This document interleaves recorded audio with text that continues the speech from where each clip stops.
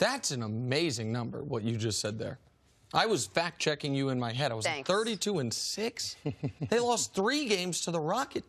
Yeah, 32-6. Yeah. Amazing. That's amazing. I mean, I've said on the show a bunch of times the only team to take them past 5 games was the Rockets. But to put it in that context, I saw them prompter. I said 32-6. Well, what, since the All-Star break? That can't be right. That's unbelievable. Right. So for a team that's only lost 6 times in 2 years, can a team beat them 4 times in 7 games? That's the question.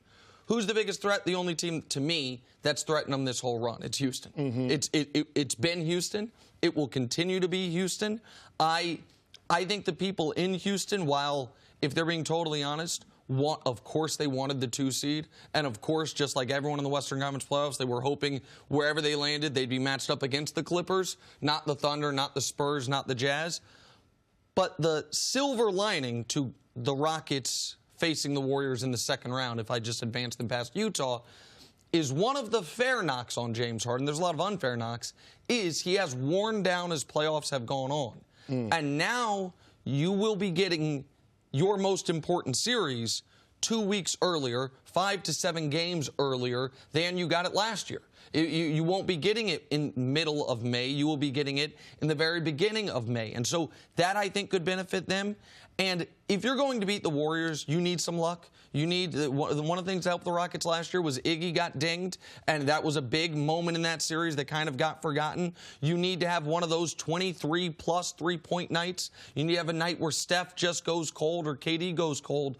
But the Rockets are the only team, to me, that have more than a puncher's chance, that can look at the Warriors eye to eye, player for player, and say, we know what we want to do here, we know what we want to do here, we know what we want to do here, and they know they can win in Oracle in the playoffs, which almost nobody in the league knows other than them. Well, I would say, I want to make it clear that I do, Golden State, I think, is head and shoulders above everyone. So when we talk about teams that have a chance, I think it's, these are teams that have the best chance. I would say Houston, I believe, has the best chance in the West to knock off the Warriors, but if we are talking about the entire NBA, I think whoever comes out of the East has the best chance to beat the Warriors. And I'm picking the Milwaukee Bucks to come out of the East.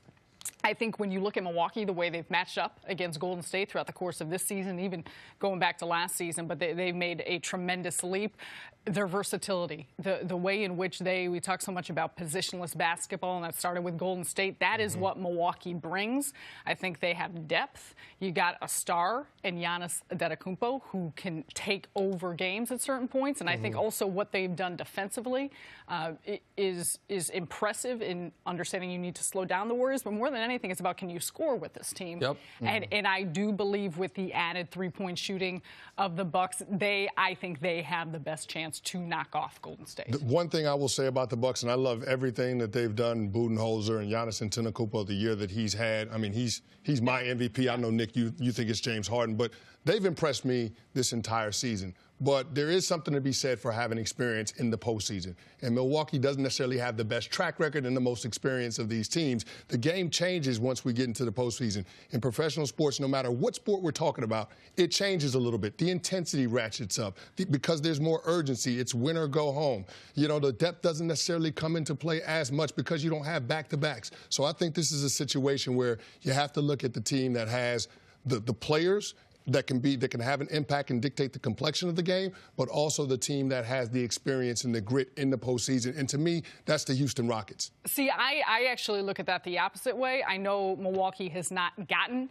out of the first round, but they went to 7 games last season against the Boston Celtics. The previous 2 years, I think the first year they got in the playoffs, they got knocked out by Chicago. The second year, it was a hard-fought 6 or 7 game series against Toronto, and it's the same core of players. So you've got Giannis Antetokounmpo, you got Chris Middleton, now Eric Bledsoe in a second. It's the same group of guys. If they've been together, they've been together, and they've been together, and they've been in the playoffs multiple years. They just don't have the history and experience of success.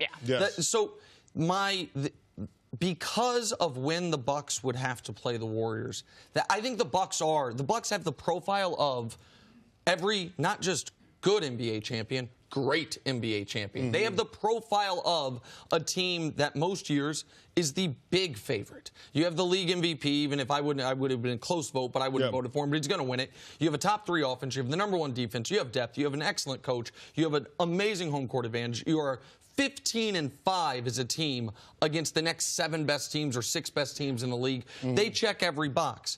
But the Warriors, by the time they play the Bucks, if that is the matchup, they will have 6 weeks of playoff mode. You know what? They will be fully, now an injury changes things obviously, but they will have been fully engaged, and I think they will have to have played their best basketball to get past Houston. One of the things that I think works in Houston's favor is the Warriors clearly are a team that has a switch and can flip it. But it's tough. Usually you flip it by the conference finals, and that's what happened last year, and took them a bit. And then come the NBA finals, Cavs were overmatched, but the Warriors were also playing their best basketball. The Warriors aren't even going to have to turn the switch on in the first round of the playoffs because they didn't draw OKC. They didn't draw the Spurs. So are they going to be fully locked in round 1 so they are hitting the ground running in round 2? Or could it be a series where Houston steals game 1 and now they have home court back? Now, I agree with you. The Warriors are the drastic favorite as they've been all year. And I don't know that the Rockets would beat the Bucks in the finals if they get there, because I think the Bucks are as good as you're talking about.